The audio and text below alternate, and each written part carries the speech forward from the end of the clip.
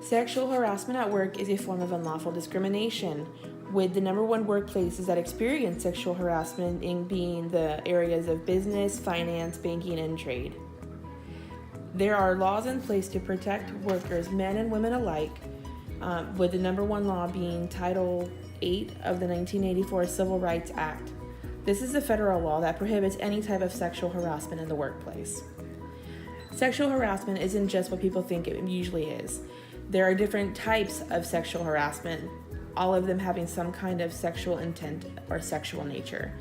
There can be verbal or written types of harassment. These include derogatory comments, rumors, or threats. There's physical harassment, and that includes touching, blocking, cornering people in, trying to intimidate them, or what people would consider flirting. That's the most common kind of sexual harassment when people try to think of different types of sexual harassment. Then we have nonverbal types of harassment, and that would be when someone is following you around, making derogatory gestures, facial expressions, hand gestures at you. And then you have visual harassment, which would be they're trying to innocuously show you maybe a picture of something sexual.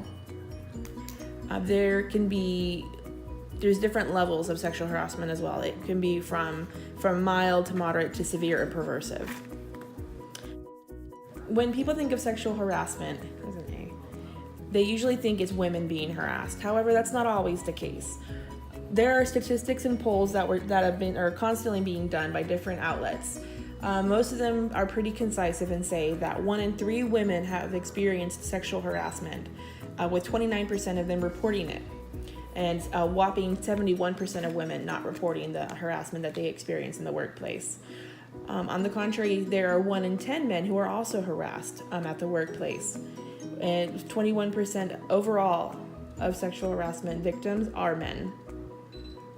Now, if we break down these statistics even more, we find that when women are the victims of the harassment, 75% of those cases come from male co-workers, and another 15% from male superiors.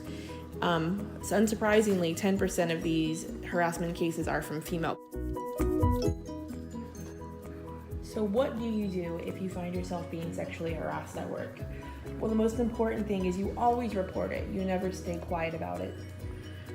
So whenever someone is clearly sexually harassing you, you have to make sure that you let them know clearly and without doubt that you are not interested. You say no clearly to them. Let them know there is in no way that you are accepting their advances or agreeing with their commentary or their derogatory gestures or any way that they may be harassing you.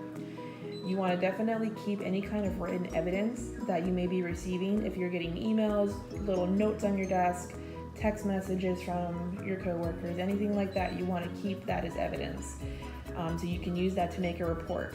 You want to make sure that you know your workplace policy and you file a grievance and you take your evidence and your report to HR or management. There's like a chain of command that you have to follow. So you're going to take your evidence and you're going to make your grievance report with HR or with management.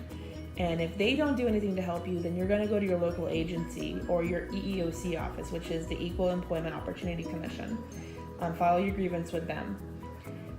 After that, you might want to consider a lawsuit to help protect your coworkers. If nothing is done to protect you in the workplace, no matter how long you've been there or what your opportunity for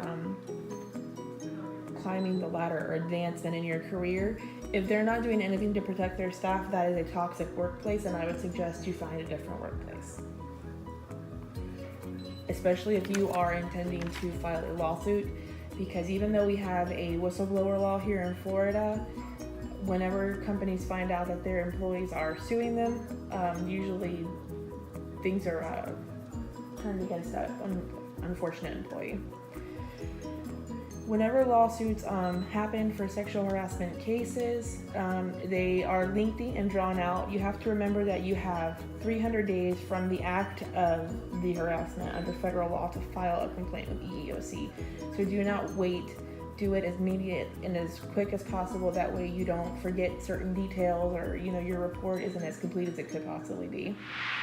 Unfortunately, lawsuits for sexual harassment are very common, And 2011 showed that there was $52 million received from damages from lawsuits related to sexual harassment in the workplace, where there was nothing done to prevent or protect harassment from happening to staff.